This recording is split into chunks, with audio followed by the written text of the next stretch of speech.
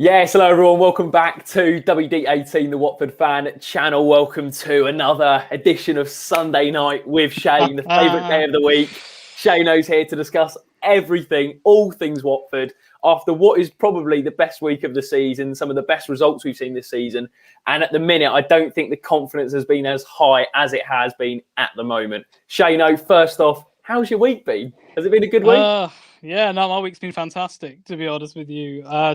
How many games have we had? 2? Is it 2? It feels like 28, but It does, doesn't it? It does. Yeah, it's been 2 games, 2 great wins, 3 wins, 9 points, 9 goals scored. We can't ask for much more, can we? Given a couple of weeks ago we were sitting here and it felt like doomsday, really, didn't it? It felt like the end of our season, possibly the end of Cisco's time at Watford, and we were all going to cry ourselves to sleep every night and wait for some spark of something to happen. But no, it's not. Wait for Shane to be in the dugout. There were calls. There were some strong. I did see a few comments. Yeah, you saw the comments. I saw a lot of messages. Like, that was hashtag Shane for manager. That was a fun and interesting period where I genuinely thought I could be odds on if I put my name on odds checker or something. But do you know something? It was. I think there's a lot of credit that has to go to Cisco for actually turning things around. I think he deserves a lot of credit. Obviously, look, the players come out there and they perform, and we've seen 2 very different performances, I think, from Watford in the last week. But Cisco, he had to change things up. I think things were so low. We had reached the nadir, really, I think, of the season, and I think he just had to change things up, didn't he? And I think he absolutely did.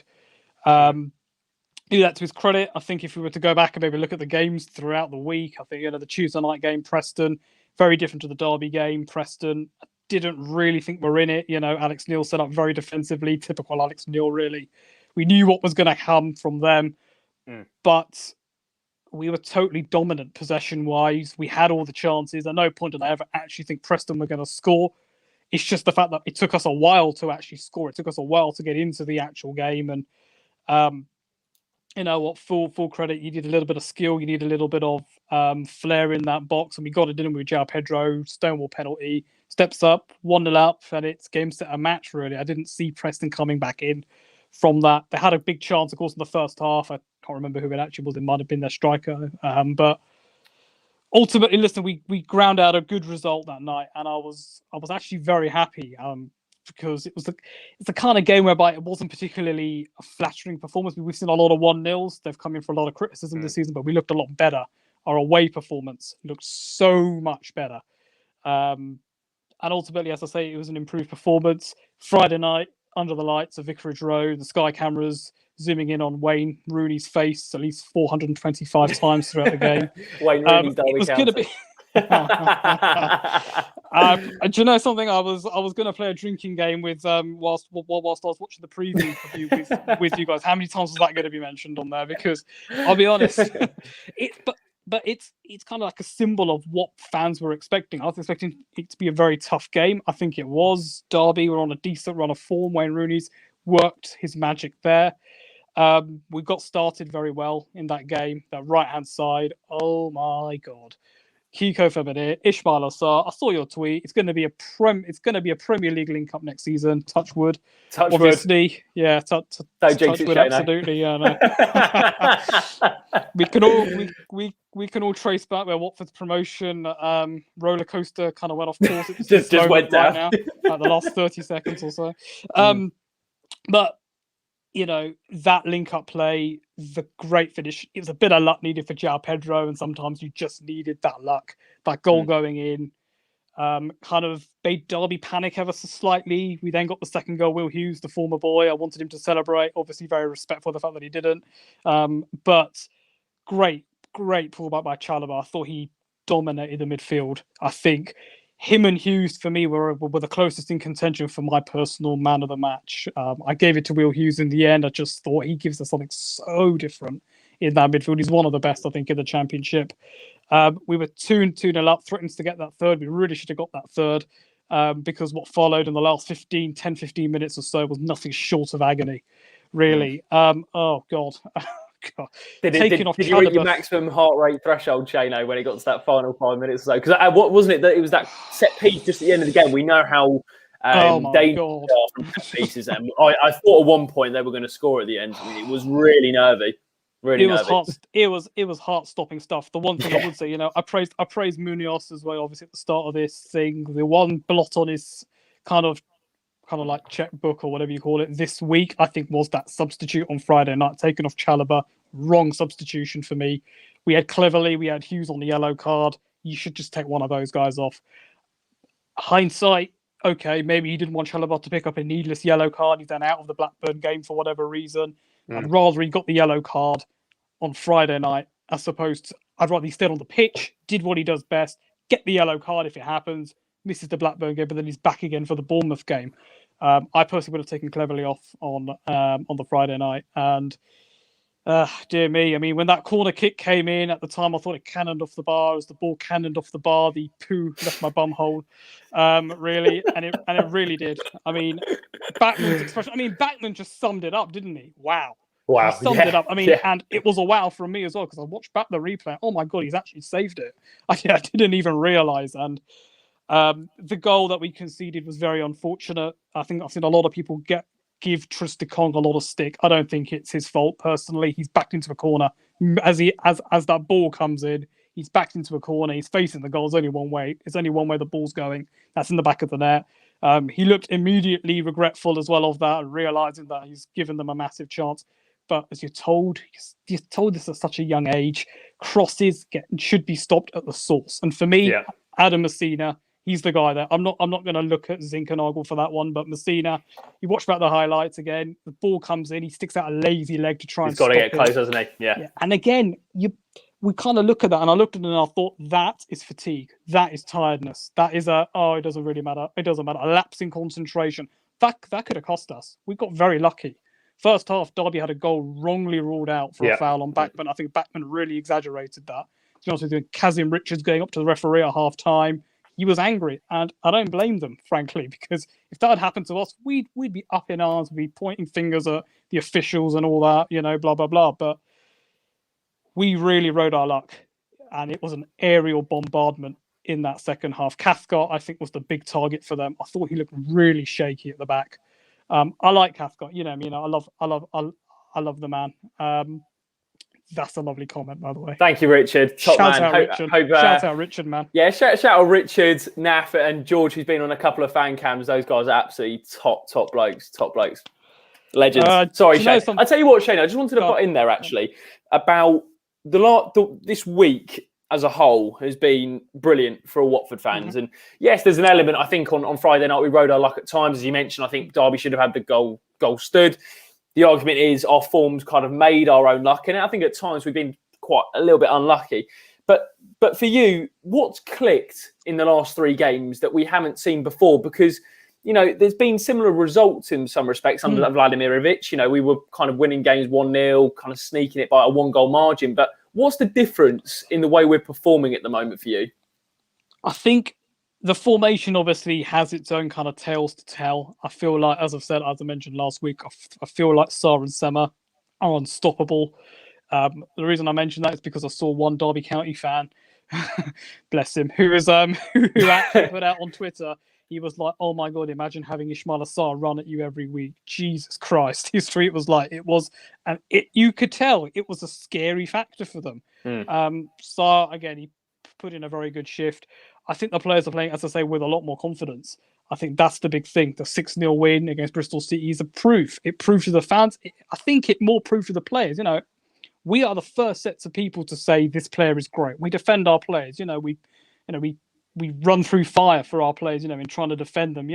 Sarr's better than this guy. Sema's better than this guy. João Pedro is the next king of Brazil or something,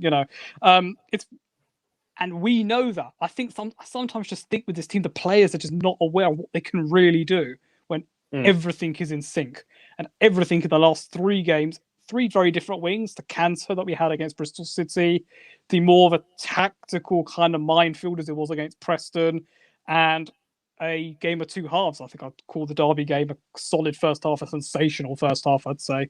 Second half, kind of under the cosh. But I feel like Cisco's now got a bit of a game plan as well. You starting seeing, a few what I call FIFA subs, the old similar names keep on getting subbed out now. Gosling's going to come on at, about 60 minutes or so. There's always that option. And I think that sometimes keeps some of the players on their toes as well. The three midfielders, I thought it would have been pretty harsh to take any of them off because I thought they all played really well. Taking off a guy on a yellow card, I think that's also kind of setting a bit of a precedent as well now. To be like, if you're on a yellow card, you've done it a few times now, Cisco, as well. If you're on a yellow card, you are going to come off. You are going to be substituted. And of course, Sinkernagel as well coming on, who is now like the 75th minute sub. So is it almost more of a mentality thing for you, Shano, that's changed recently? Yeah, I would say that. I think the Bristol City game has done us all wonders off the pitch and on the pitch, really.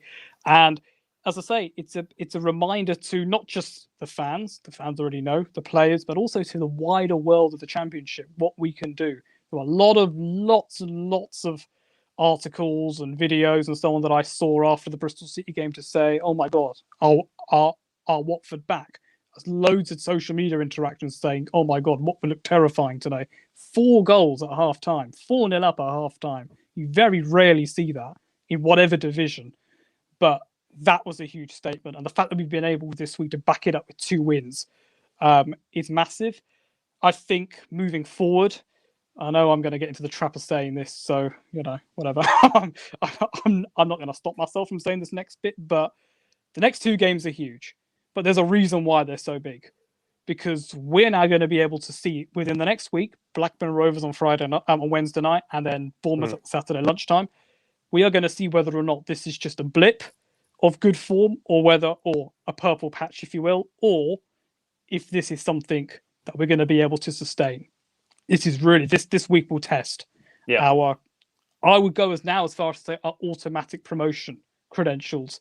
A couple of weeks ago, if I mentioned automatic promotion, I'd probably be laughed off the channel. I'd probably be laughed off. I'd be laughed off any site at the moment. But right now, and as I said a couple of weeks ago, the players have got to stand up. They've got to start taking responsibility. If they do the hard work, they'll be able to reap the rewards. They did the hard work on Friday night, and everyone saw the results on Saturday. Look at the other teams that were up there with us. It was a festival of football for us up there. And I saw loads of fans saying this is probably the greatest weekend of our season. Yeah, so far. Because some of the results in there, oh my God. Mate, it was a brilliant weekend to be a Watford fan. Huddersfield doing their stuff, Coventry doing their stuff. Obviously, Coventry had a few injury problems there. You had Reading. Norwich were the big winners. Actually, Norwich and Watford, who Watford weren't really mentioned as one of the big winners. Actually, we are one of the big winners because we've pulled back a huge gap that we had between us and Brentford. We're now level on points. I've got the table up here in front of me. We're now level on points. We are worse off goal difference wise with 3 worse goal difference, -3 compared to Brentford in there. But Brentford have got problems. Swansea, it was an odd result for them. We're hitting form at the right time. And this week is huge. This week is now massive. We now need to go out there. Blackburn away. Okay, they've not won in their last 4 games. That doesn't mean they can't win. Everyone was saying that about Huddersfield, and look what happened on Saturday. So it's about taking our chances. And this week, 6 points could be massive come the end of the season. Could be huge. And what really frustrated me, if there was one negative about this weekend, as I was kind of sitting here, earlier on this morning, kind of thinking about this, and I kind of thought to myself, where the hell have these performances been for Cardiff at Vicarage Road, Queen's Park Rangers at Vicarage Road, Brentford at Vicarage Road? We can perform. Let's have no doubt about it. Where were those? I'm talking more about the attacking intent. Defensively, we've been pretty solid all season. The midfield have now started to figure things out. They're playing themselves into form. Chalobah, in particular, as well. Hughes, we've obviously known about. But what if Hughes hadn't started out on the left-hand side? What if we switched to the 4-3-3 against Cardiff? What if we'd played the 4-3-3 against QPR, really got at their defenders? What if we'd really put them under pressure? What if Sarr was running at every single left-back in that division? I know these are very minor things, but if you... Go on. Sorry, Shay, but is that down to this? Is this we don't want to keep bringing it back to the system, but surely that's a massive part in the difference because, I mean, it was pretty clear. We settled with a 4-4-2. We were in a low block. We're looking to play on the break. But with the 4-3-3, as you mentioned, it unleashes Sarr. It unleashes Sema. Yeah. The midfield three have a really nice dynamic between the three. Yeah. It does feel like this changing system has completely transformed our season. Yeah, it's changed our season. And I think we're now going into matches with a bit more of a threat. I'm sure Blackburn have done their homework, on who they expect to be coming up against. And I'm sure it should strike them with fear. And it should strike them with fear because we've got 3 fantastic players up front. And for me this season, up until the formation switch, they hadn't been utilised well enough. For me, João Pedro being swapped out for Andre, swapped out for Troy, he wasn't really good enough. If I'm being honest with you, João Pedro should be playing every single week. However, I say that there are a lot of matches. This is another midweek game coming up. And for me, there were signs of fatigue the second half against Derby County. I think one player in particular really stood out as being quite fatigued, and that man is Ken Sema. I thought he had a very good game against Bristol City. He just looks a bit off it at the moment. I'm not too sure what it is. But I think midweek represents a huge chance for us to maybe change a few things, maybe make a few changes in there before the full squad come back together for what is a big game, a massive game against Bournemouth, who are not completely out of it either, by the way. So, just to touch on Sema there, there's an interesting comment. I don't think Sema should be dropped, even though he had a poor game. Says FIFA Hornet. Someone does say they thought Sema had a poor game Friday night. It was interesting with Ken, wasn't it? Because there was a moment in the first half where he tried to do a couple of step overs. He kind of back-tilted it off the pitch, and it felt like that really did dent his confidence. Ken's certainly one of those players he's a confidence player, I think. Once he gets on a bit of a run, he's almost unstoppable. But if he has a difficult moment in the game, he struggles maybe to get back to the same level. I guess the dilemma is for you, Shane, and there's been selection dilemmas all season, but it feels like we're starting to get a regular team in this Watford side. The first position we'll talk about is Ken Sema. Now, the other option that you could bring on is Philip Zinkernagel. But there was a really interesting point I just saw in the chat. Let me just find it quickly. Here we are. Matt Rowson, who does a brilliant blog, actually, said something interesting about Zinkernagel. Matt suggested his defensive inexperience may be a reason Xisco's holding him back. PZ7 did look rather shaky in defence on Friday. So do you think that's... I'd agree with that. Yeah. Do you agree with that? Yeah, go on, mate. Yeah. Yep. I agree with that. Look, I think with Zinkernagel, I've heard a lot of things about him. Played out in Norway, didn't play on grass, which is just a bit weird. Although it was like some sort of AstroTurf or something. So he's come from the equivalent of a school playground, if you really think about it, to a professional pitch with grass on it. I actually had to go and do a bit of research. Didn't know about Bodo Glimt and how they played and all that. But it is actually a fully AstroTurf pitch there, obviously because of the weather and the climate and all that. But I don't know. I really like him. I think he's got a lot of potential. I just don't think his time is now necessarily. I think he'll be very much used as a bench player, used to kind of freshen things up. He might come in for a game or something.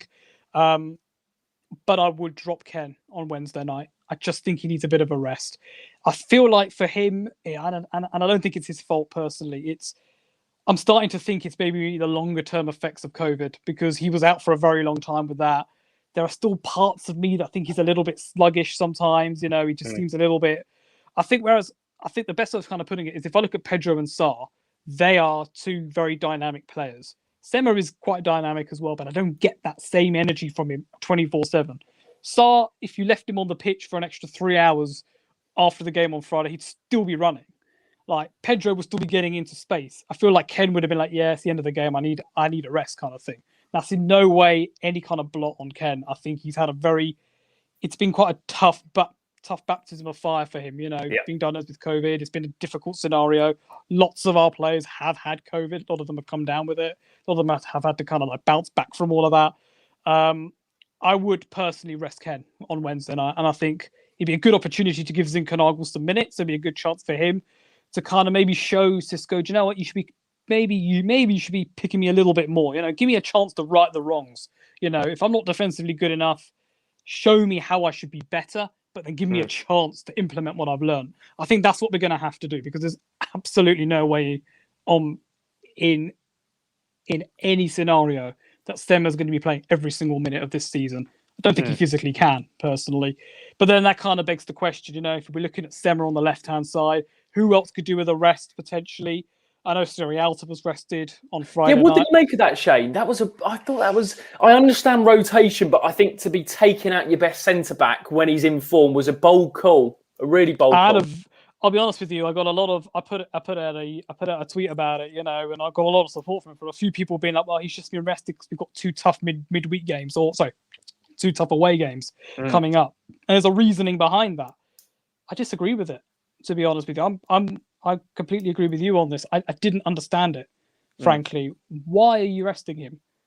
I mean, I don't know. Every player is deserving of a rest, I guess. But I wouldn't rest your best centre back. Not for me anyway. And I'm slightly more alarmed, maybe, that okay, if we're resting him, fine. Okay. Let's say for a minute he needs a rest. Okay, fine. Yeah. We'll rest him. I'm a little bit worried that Ben Wilmot's not been called up to take his place. And we're persisting with Craig Cathcart like it's 2011 again or something. Like, no disrespect to Craig. I thought he did all right against Preston. I thought he looked so incredibly lost against Derby. They were targeting him. That aerial bombardment in the second half, last 10 minutes, man. The ball going into the area. Cathcart looked shaky. He was looking at Trusticon constantly. Well, he's the wrong side for the goal, wasn't he? He was wrong side of the goal. I don't know. It was just... That was a mess Craig. up. Yeah. I like Craig a lot. He's been a great servant for the club, but I firmly put him in the we should have shifted him along a long time ago. Frankly, I can't understand how he's still in and around the squad, if I'm honest. Is it for that experience though, Shane, in terms of, he's been there before, he's got promoted in 2014-15. And I think maybe we've got to be a little bit lenient on him in the sense that he's just come back from injury. He's played 2 games on the bounce. He's one of the more senior pros, so ultimately his recovery time's not going to be as quick. But I guess the other side of the argument is, and I don't think it's his fault he's been brought in, but Ben Wilmot, I believe, is the future of the football club. We need to start playing. We need to start playing regularly. I think that's just a fact. And just another point on that before I just get your thoughts on it is, I think the big difference for me from when you take Sierralta out the side is this tempo of passing is a lot slower at the back between Trusticon and Cathcart. They weren't zipping it about. And, the thing is, Derby set off us. So it meant they didn't have to really rush it. But the great thing about Sierralta and the great thing about Wilmot, as we saw in the Norwich game and the Swansea game, despite us losing that in the Swansea game, is that they zip the ball about. They zip it quickly. And I think that makes a massive difference.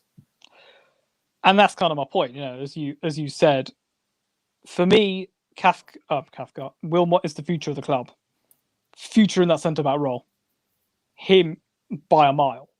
Sirialta's doing a very good job there. I think Trusticon's in there as well. We've got a lot of depth, as I think you guys pointed out in the preview. The depth in that centre-back role is now massive. We're forgetting Cabastelle, who's still injured at the moment. So it's a very promising position for us right now. And that's where my problem kind of lies. Wilmot wasn't injured. It's not like Wilmot was injured. Sirialta needs a rest. All right, Cathcart, Craigie, you've now got to start. As I say, I thought Cathcart did well against Preston. I thought he looked out of his depths against Derby. And you're right, the passing was slow. It was very, very slow. And I'd very much be in the camp of Sirialta should be rested only if he absolutely needs it. Only if he really... I'll go as far as even only if he requests it, because we look like a different side, frankly, when he's not in the team.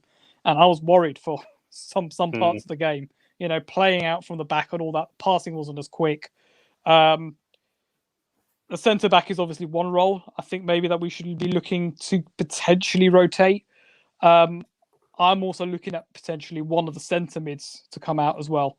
And I'm also saying both of the fullbacks. So in total, if I was to pick the team for Blackburn now, I'd say maybe 5 changes I've got here that I've kind of done, like a mock team I've just written down off the top of my head. 5 mate, do you want to run us through them? Yep. Okay. So first of all, Foster in goal, of course. The back 4, I'd go Ngakia at right back. I'd go Wilmot, Sirialta, and Ashraf Lazar. I'd go Gosling, Cleverley, Hughes. Wait, did you say you'd bring Foster back in? Sorry. I've forgotten he's injured. Never mind. Sorry. Yeah, I was going to say, Shane, I don't think his recovery is that quick. See, this is the problem. And even then, Shane, I don't know if I personally wouldn't bring him back in. I think Backman's been so good. That's my personal opinion. That was a rookie error, and I apologise for that. In all fairness, no, listen. Actually, we might as well now touch on it as I've shot us down that rabbit hole. Batman should absolutely keep his spot in this team. I saw a lot of unnecessary criticism towards him on Friday night. You know, he pulled off a great save from that corner. I mean, that shot was going in. Like, let's not, you know, let's not kid around here. You know, that corner kick was going straight in. And Batman not actually got there. Maybe just clipping the bar. I don't know. Batman should keep his spot for me. He's done incredibly well. He's a very loud voice as well on the pitch. I've noticed that as he's kind of played a bit more. I'll now go through my team with this in mind. I'd go Backman in goal. Ngakia. With this in mind, I will now do this. Okay, so Ngakia are right back. Wilmot, Sirialta, and Ashraf Lazar. 3 in the midfield, I'd go Gosling, Cleverly, Hughes. Then in the front 3, Sarr, João Pedro, and Philip Zinkernagel. Reason for the changes, I think this is an ideal opportunity to potentially rest the 2 fullbacks. Kiko, my God, again, he's another guy like Sarr. He could have just kept on running for 3 hours after the game. I think it's maybe like an ideal time with Bournemouth coming up. A tough test for us. A game that, obviously, I want to be winning every game, but that Bournemouth game is just such a mega match at the moment. That could be, as I say, the game that really solidifies what we kind of do this season, where our intentions really lie. Are we settling for playoffs, or are we really going to be going for the automatics? And that's why I bet those 2 changes. Wilmot comes in for me. I think maybe it's a bit harsh to drop Trusticon. Maybe, I don't know, I'd be flexible either way. If Trusticon was to start, I wouldn't mind. Gosling comes in for Chalobah. We cannot afford Chalobah to get booked against Blackburn and for him to miss the Bournemouth game, because that would be a cruel blow for such a big game. And the left-hand side, I'd go Zinkernagel in for Ken Sema. The 5 changes. That's what I think should happen. Shane, I just wanted to touch on what... Go on. Yeah, I just wanted to... Sorry, Shane. Yeah, I just wanted to touch on the one change that I probably disagree... I probably quite strongly disagree with in that respect is the Kiko change. I just think he's so critical to the way we attack and that connection with Sarr. And yes, it's going to be at points in the season, but I think he's going to have a 5-day rest period between, from Derby to Blackburn, because we played on Friday night. I think we've got, personally, I think we've got to keep him in. I mean, you're obviously entitled to your opinion, but I just think Kiko is massive to the way we play. And I mean, Friday proved it once more, didn't it? That relationship between the two was, again, superb. I mean, it led to the first goal. Yeah. It's a 5-day rest, isn't it? It's Wednesday night we're playing. Is that right? Are we playing on the Wednesday? Yeah, right, okay. Yeah, Wednesday. No, I actually thought we were playing on Tuesday night, so that's interesting. In that case, I would probably start Kiko, I think. The problem with, obviously, the midweek fixtures and all that stuff, it's not ideal, but I think in March we have actually got a week whereby we only play Saturday to Saturday, I believe. I think that's after the Nottingham Forest game, in the build-up to the Cardiff game. So Nottingham Forest, I think, is on the 6th, and then you've got Cardiff away on the 13th, and that's a big gap. That's the whole week. There's no midweek games that week, and we've got the international break at the end of March. So, in fairness, the players are going to get themselves a week rest. They are going to get themselves some time out. And I think maybe there is the argument I kind of take on board with what you're saying, that actually, because Kiko is playing incredibly well, Friday night demonstrated it, we're on this run, do we maybe actually just say, apart from maybe Chalobah, do we just go all guns blazing out again? Maybe. I don't know if that's the answer. I think if I was to maybe scale back the changes and we were to make maybe only a couple of changes, I'll bring Gosling in for Chalobah and Zinkernagel in for Sema. And apart from that, everyone else go out and do your stuff. And then those 2 that were rested come back in again for the Bournemouth game, and we have a full strength best team out for the Bournemouth match. Because of course, after the Bournemouth game, there's midweek next week, I think, is Wickham, which is again a different kind of game.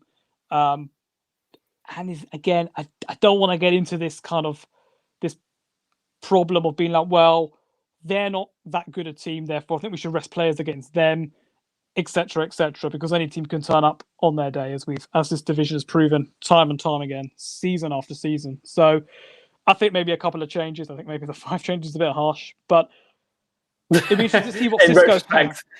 Yes. Hornet Shane as manager. Remember that, guys, because this is what it's going to be like under me, yeah? And there'll be no stupidity either in and amongst the backroom staff. God, that was weird. No, but seriously though, I think it'll be interesting to see what Cisco actually does for the game. It'll be interesting to see how he kind of sets up. Interesting to see also like the kind of state of mind that he's in coming into this. This is a big 2 matches coming up for us now. We can't afford any slip ups. As the saying goes, you win your home games, you draw your away games. I want to win both of our away games this week. I think that's an absolute must. At the end of this period, as I said last week, at the end of this month, we can look back as a channel and we can say, right, where are we now?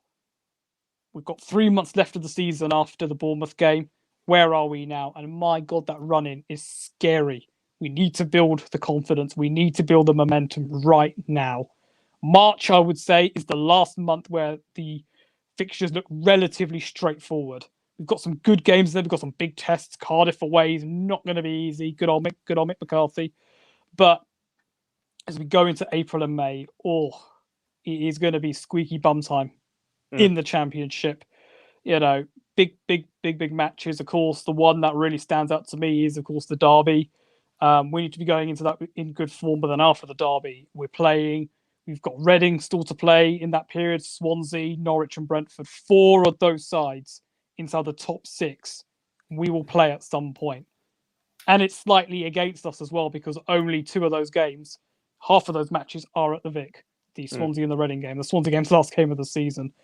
Other teams are playing each other as well, but we can't get bogged down. I'll be honest with you, I was very guilty yesterday of wanting to switch off. I was messaging a few people, but they were then keeping me in touch with what was going on. Like, I don't really care. Like, you know what I mean? Like, you know, I'm trying to focus on one thing. Take each game at a time. Oh my God, it was in the Huddersfield score. No, I haven't. I don't really care. Oh shit, hang on, it's 3-1. Oh my God. You know what I mean? Like, you know, we're in some sort of like roller coaster or something. Like, oh, Middlesbrough, do you see them? Oh my God, man, Neil Warnock's making like, oh man, it's making moves. I'm like, wow.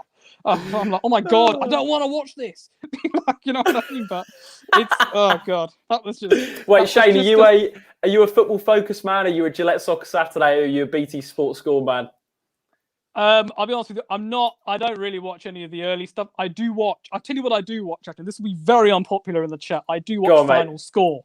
I do love a bit of Final Score. Little bit of Jason Mohammed and Garth Crooks. They are, and I'll tell you, not because I like either of those two necessarily very much. Although the one thing I would say, first of all, two reasons to why I watch. Number one, their coverage of the Championship I think is fantastic.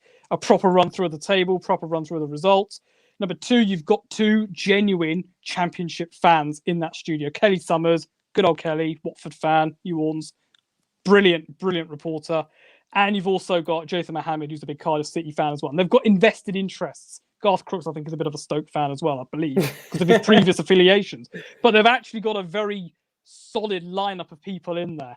And they talk a lot of sense. And also, they give me some pretty good content as well. You know, I can sit there and I'll be honest with you, I sat and watched a bit of Final Score about 4:30 when it actually came on the BBC. But by then, I knew all the scores by then anyway, because everyone was just messaging. And it's one of those things whereby, and this goes back to the players, this does go back to the team. If you do the job on the Friday night, you do it in the early kickoff, whenever you're playing, the fans, the mood on Friday night was just blissful. The mood on Saturday morning when I woke up, bliss. Saturday lunchtime, bliss. Saturday afternoon, bliss. Saturday evening, bliss. Everyone was so happy. What about Sunday evening, Shane? Come on. Yeah, Sunday evenings are good. You know, it's all right. It's great. And I'm hanging out with Jacob, obviously, so that's amazing. Cheers, buddy. But you know, it's part of like the wider thing, and you know, I know it's getting talked about a lot at the moment, but the fact that we're not there, kicking every ball, heading every ball, swearing at the linesman, swearing at the referee, giving it big guns to whoever's in the TV studio. Well, I'm giving it big into to the people that are in the TV studio. It plays a big part. It does play a very, very big part in, you know, the overall scheme of things, and it's annoying. I'll be honest with you, watching it from home. I feel like this season, the last few matches, you know, like the derby game, you wanted to be there. You know, I wanted to kind of sing, I just can't get enough on my way out the ground. I wanted to see everyone. I wanted to hug everyone. It's a Friday night. The weekend started. That Daniel Craig meme of him introducing the weekend. I wanted to feel like that.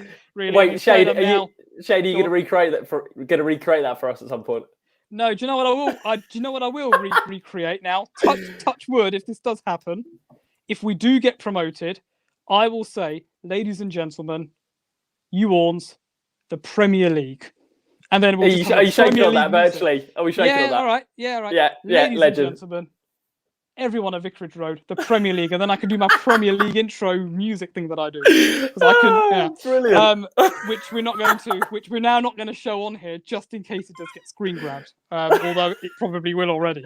But it's a very depressing thing, about watching the match.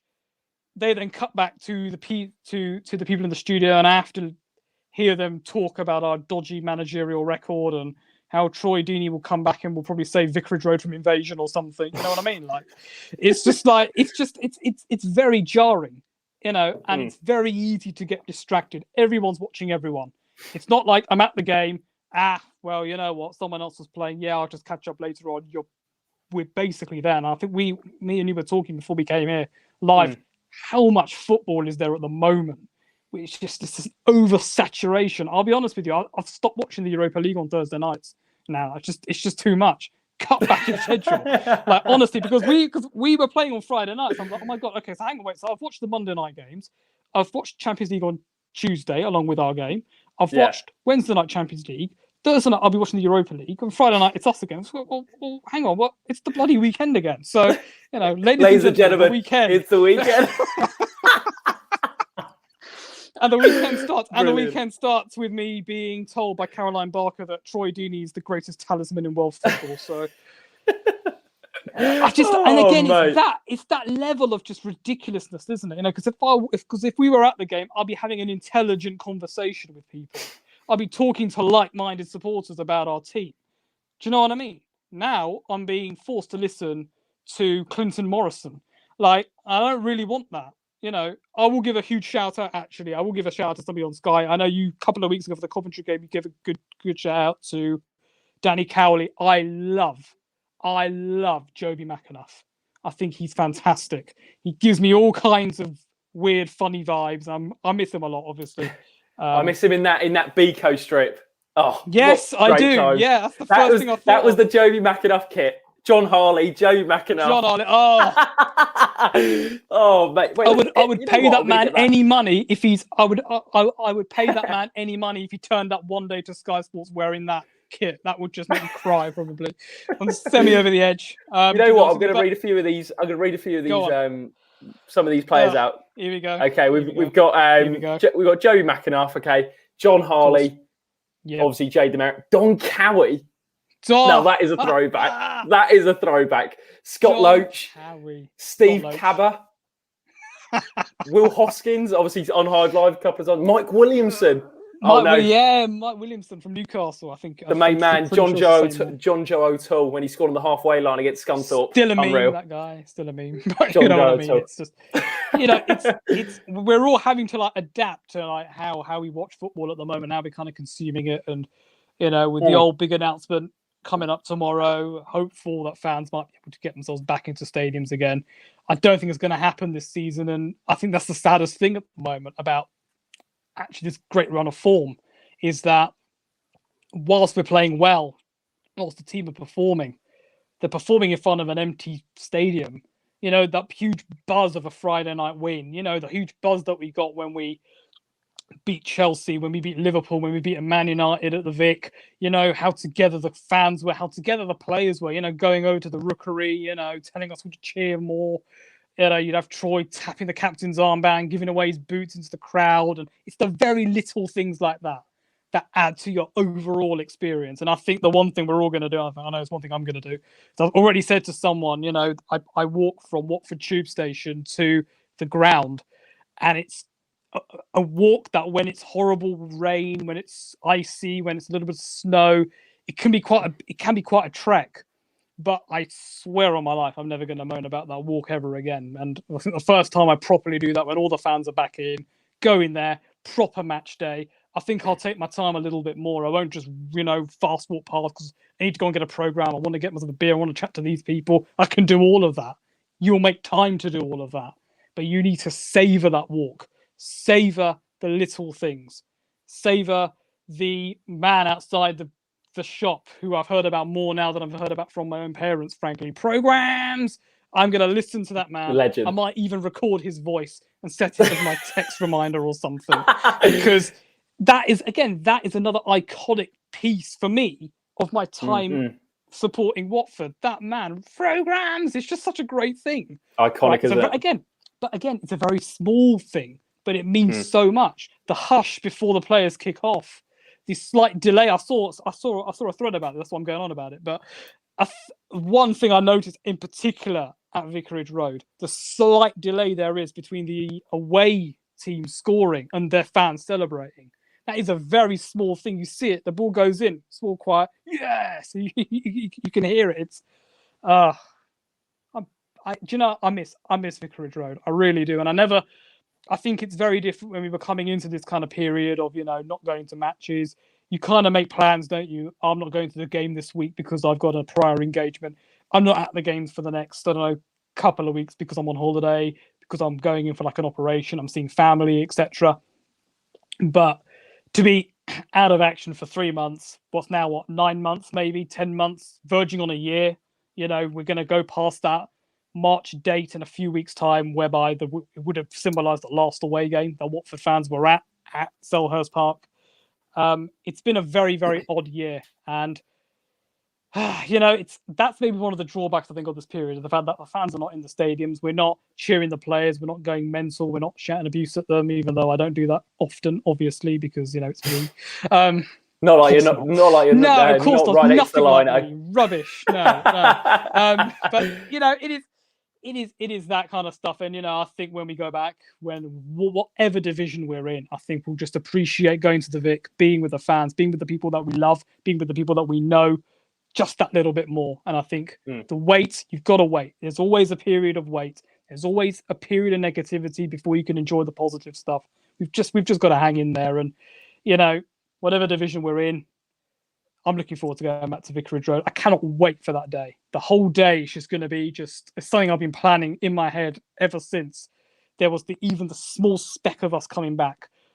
I've been thinking about it. What am I going to do? When am I going to wake up?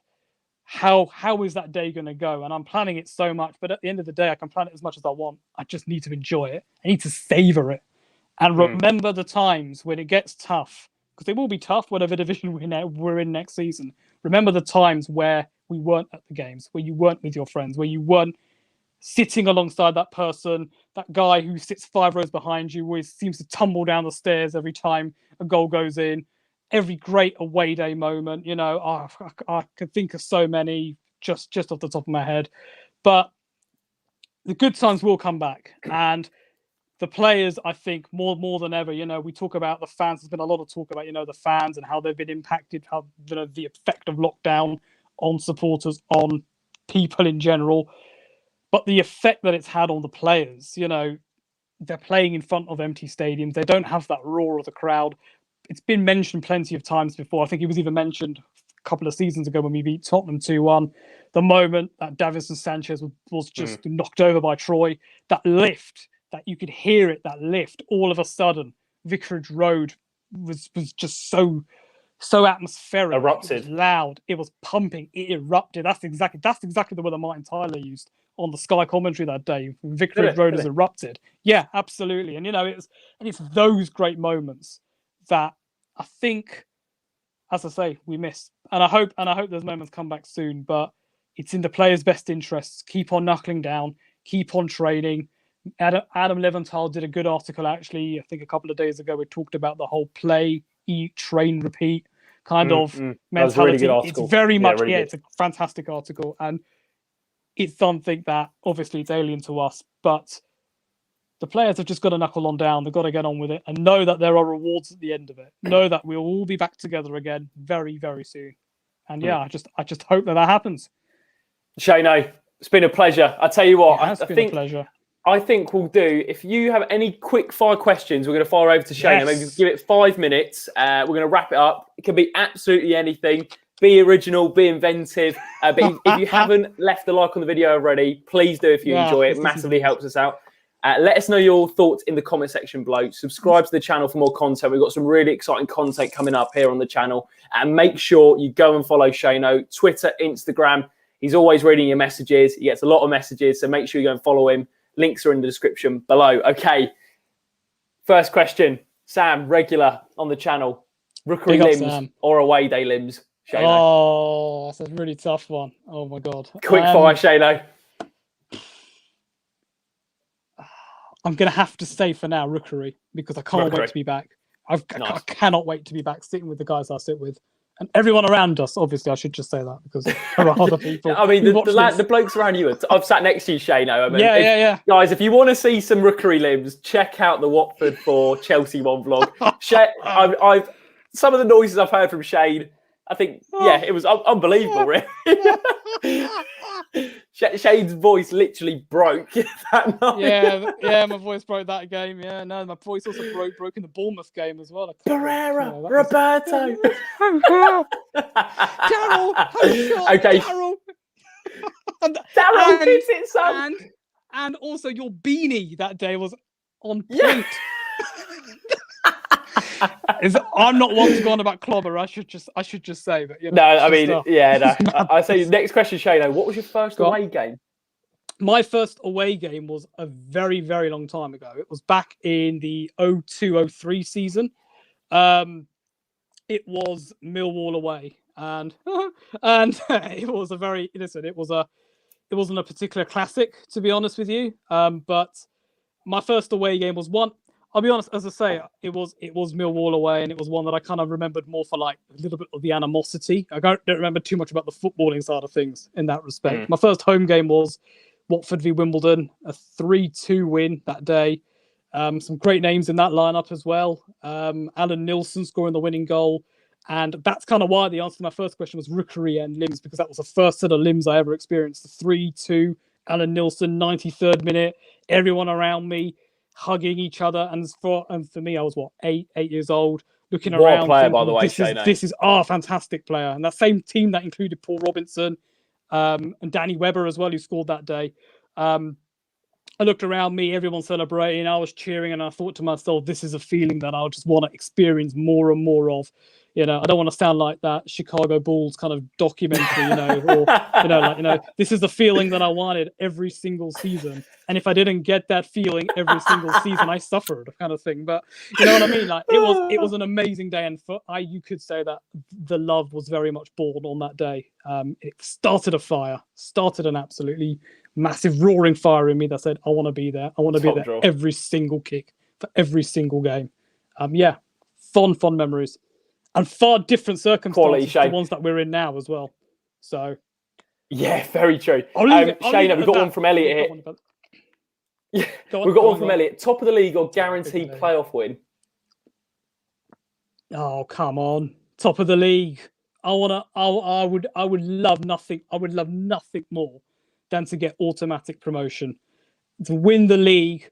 All right, we can't be there, but I'd still go and make a trip to Watford and dive in the pond with nothing but my Watford shirt on and something else or something. But, for me, a guaranteed playoff win, I can't imagine going into the playoffs this season.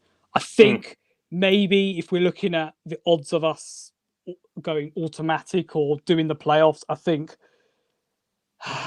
I want it to be automatic so badly. I think it's the easiest way to do it, and the scenes would be fantastic after what's been a very tough year for a lot of people, a lot of Watford fans, the local area as well, and our fantastic work with the NHS. I think that would just be the crowning moment. And what's been a tough year last season as well, getting relegated and not being there for that. To see those players lift the trophy, to see Troy lift the championship, I think I'd probably cry, to be honest with you. And I would never forget it, no matter where I am for the game. I would never forget what would be a fantastic moment. And I just want to take this chance, as I've just mentioned his name, to wish Troy the very best with his recovery. It's a very, very tough injury that is on him. And as I think, actually, as Elliot said, actually, I think it was in the preview for the game, a Troy Deeney with a point to prove is a very effective Troy Deeney, and one who's going to really come back and give us something when he returns. He's going to be itching to come back. He's going to be itching to play his part this season. And who knows, even if he's not starting, he'll be a very influential man on the bench as well. He's clearly the man that the players look up to. So I wish him all the very best. Hope it's not as bad as I think it's initially been feared. But it's just another occasion, really, isn't it, of players playing their way so much, frankly, this season. Troy picked it up against Coventry. He's been carrying on last season, injection after injection, carry on playing. And I think it's now got to a stage whereby he can't really carry on without causing long-term damage. So best of luck to him. Speedy recovery from everyone, including myself, well said, Shano, on the channel.